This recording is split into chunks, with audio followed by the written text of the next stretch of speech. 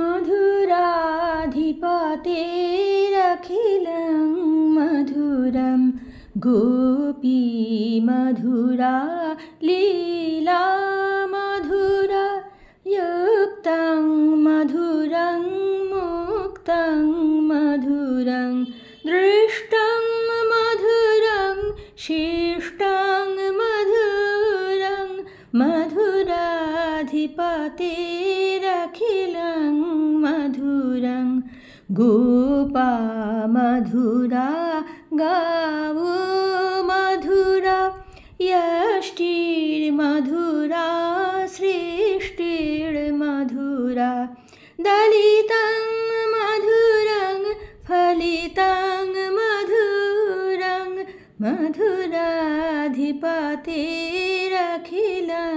मधुरम् अधरं मधुरं वदनं मधुरं नयनं मधुरं हसितं मधुरम्। কংসবধের পর মথুরায় শুরু হলো বলরাম ও কৃষ্ণের নতুন জীবন। দেবকী ও বসুদেব দুই পুত্রকে নিজেদের কাছে পেয়ে পুত্রের প্রতি তাঁদের যা কর্তব্য, যা দুর্ভাগ্যবশত এতদিন করতে পারেননি, সেই দিকে মনোনিবেশ করলেন। বসুদেব কুলপুরোহিত এবং ব্রাহ্মণদের দ্বারা যথাবিধি পুত্রদ্বয়ের দ্বিজোচিত সংস্কার করালেন।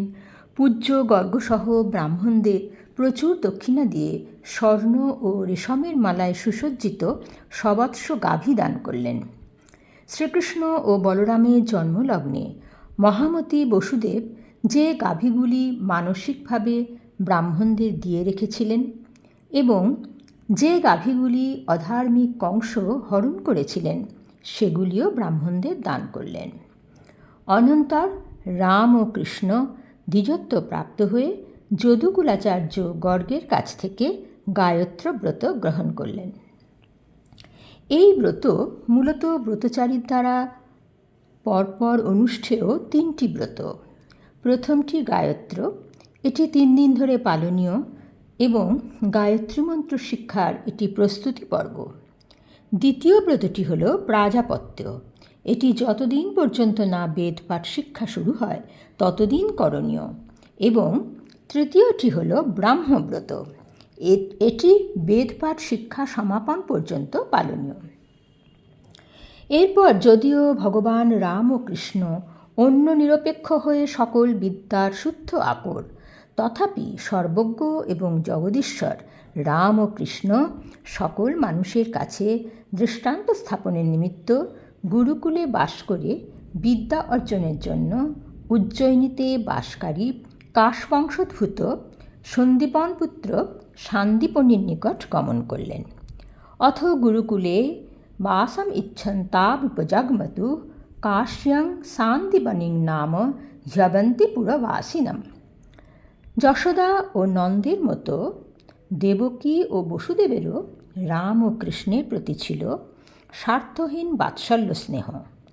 পুত্রদের সান্নিধ্য কিছুদিনের জন্য লাভ করে তাঁরা পুত্রদের উপযুক্ত শিক্ষা লাভের উদ্দেশ্যে গুরুগৃহে যাওয়াই সমীচীন মনে করেছিলেন। গুরুগৃহে উপস্থিত হয়ে বলদেব ও কৃষ্ণ শ্রদ্ধা ও ভক্তির সঙ্গে দেবতা জ্ঞানে সান্দীপনির অর্চনা করলেন। এইভাবে গুরুর প্রতি শিষ্যের আচরণ কিরূপ হওয়া উচিত তার দৃষ্টান্তস্থল হলেন তাঁরা। यथोपसाद्य तौदान्तौ गुरौ वृत्तिम् अनिन्दितां ग्राहयन्तावुपेतौ स्म भक्त्या देवमिवादृतौ। গীতাতেও কৃষ্ণ স্পষ্টত বলেছেন, দেবতা, ব্রাহ্মণ, গুরু ও জ্ঞানীজনের পূজা শৌচ, সরলতা, ব্রহ্মচর্য এবং অহিংসা শরীর সম্বন্ধীয় তপস্যা বলে কথিত হয়।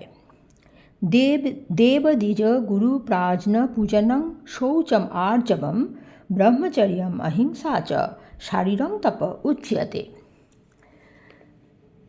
তাদের ভক্তিপূর্ণ সেবায় সন্তুষ্ট হয়ে ব্রাহ্মণ শ্রেষ্ঠ সান্দীপনি তাদের শিক্ষা, ছন্দ, ব্যাকরণ, জ্যোতিষ, কল্প ও নিরুক্ত এই 6টি বেদাঙ্গ সহ সকল বেদ ও উপনিষদের শিক্ষা দিলেন। এছাড়া শেখালেন ধনুর্বেদ, শেখালেন বিশেষ বিশেষ মন্ত্রসহ শস্ত্রক্ষেপণের অব্যর্থ কৌশল, আরও শেখালেন দর্শনশাস্ত্র, ধর্মশাস্ত্র, তর্কশাস্ত্র এবং ষড়ঙ্গ বিশিষ্ট রাজনীতিশাস্ত্র। বলরাম ও কৃষ্ণ, যারা সকল বিদ্যার স্রষ্টা, তারা সন্দীপনীর কাছ থেকে একবার শুনেই অনায়াসে সকল বিদ্যা শিখলেন। সুখদেব বললেন, সর্বনরবর শ্রেষ্ঠ সর্ববিদ্যা প্রবর্তক সক্রিন্নিগদ মাত্রেণ তৌ সংজঘ্রতুর্নিপ অহোরাত্রৈশ্চতুষ্ষষ্টা সংয়তৌ তাবতী কলা গুরুদক্ষিণাচার্যং ছন্দয়ামাসতুর্নৃপ। 64 দিনে 64টি কলায় পারদর্শী হয়ে তাঁরা গুরু শান্তিপনীকে দক্ষিণা দিতে চাইলেন। শান্তিপনী তাঁর পত্নীর সঙ্গে পরামর্শ করে দুই ভাইয়ের অলৌকিক মেধা, অকল্পনীয় বুদ্ধি ও দেবত্ব উপলব্ধি করে প্রভাসে সমুদ্রে ডুবে যাওয়া পুত্রকে ফিরে পেতে চাইলেন। সন্মন্ত্র্য পত্ন্যা স মহার্ণবে মৃতং বালং প্রভাসে বরয়াম বভূভ। তাই হোক, এই বলে অসীম বলের অধিকারী বলরাম ও কৃষ্ণ রথে আরোহণ করে প্রভাসের সমুদ্র তটে উপস্থিত হলেন। সমুদ্রের দেবতা তাদের সমুদ্রের মূল্যবান রত্নরাজির অর্ঘ্য প্রদান করলেন। কিন্তু ভগবান বললেন, আমার গুরুর পুত্র, যাকে তোমার ঢেউ হরণ করেছে, তাকে ফিরিয়ে দাও। তম আহ ভগবান আশু গুরুপুত্র প্রদীয়তম য় অসাবিহ ত্বয়াগ্রস্ত বালকো মহতোর্মিনা। সমুদ্র বললেন, আমি তাকে হরণ করিনি। পাঞ্চজন্য নামক অসুর, যে সমুদ্র গর্ভে শঙ্খের রূপ ধারণ করে বর্তমান, সেই বালকটিকে হরণ করেছে। কৃষ্ণ তখনই জলে ঝাঁপ দিলেন, কিন্তু শঙ্খটির গর্ভে বালকটিকে পেলেন না। তখন বালকটির অঙ্গের কারণ মৃত শঙ্খটিকে নিয়ে সংযমনী নামক যমপুরীতে গেলেন। তদ অঙ্গ প্রভবং শঙ্খম আদায় রথম অগমত তত সংযমনী নাম যমস্য দয়িতাং পুরীম। জনার্দন কৃষ্ণ সকল সৃষ্ট বস্তুই যার মধ্যে লয় পায়, সেই তিনি হল অর্থাৎ লাঙল যার আয়ুধ বা অস্ত্র, সেই বলরামকে নিয়ে সেখানে গিয়ে পাঞ্চজন্যে ফুঁ দিলেন। প্রাণ যার মধ্যে সংযত থাকে, সেই যম শঙ্খনিনাদ শুনে তার সামনে আবির্ভূত হয়ে ভক্তি সহকারে তাঁর পূজা করলেন। অবশেষে যম শ্রীকৃষ্ণকে জিজ্ঞাসা করলেন, লীলা মনুষ্য, হে বিষ্ণু বিবায় করবাম কিম? হে লীলা মনুষ্য, আপনাদের দুজনের জন্য কি করব? কৃষ্ণ বললেন, মহারাজ, আমার গুরুপুত্র যে নিজ কর্মবশত এখানে এসেছে, তাকে আমার শাসনকে প্রাধান্য দিয়ে নিয়ে এসো। গুরুপুত্রম ইহানিতং নিজ কর্ম নিবন্ধনম আনয়স্ব মহারাজ মচ্ছাসন পুরস্কৃত। যম গুরুপুত্রকে ফিরিয়ে দিলে গুরুগৃহে ফিরে এসে তাঁরা গুরুকে দ্বিতীয় বর দিতে চাইলেন। গুরুদক্ষিণা লাভ করে প্রীত সন্দীপনী সানন্দে তাদের বললেন, আমার আর কোনো কামনা নেই। যার তোমাদের মতো শিষ্য, সেই গুরুর আর কি কাম্যবস্তু অবশিষ্ট থাকতে পারে? তোমরা স্বগৃহে ফিরে যাও। তোমাদের কীর্তি সকলকে পরিশুদ্ধ করুক। তোমাদের বেদরূপ জ্ঞান ইহলোকে পরলোকে সদা বর্তমান থাকুক।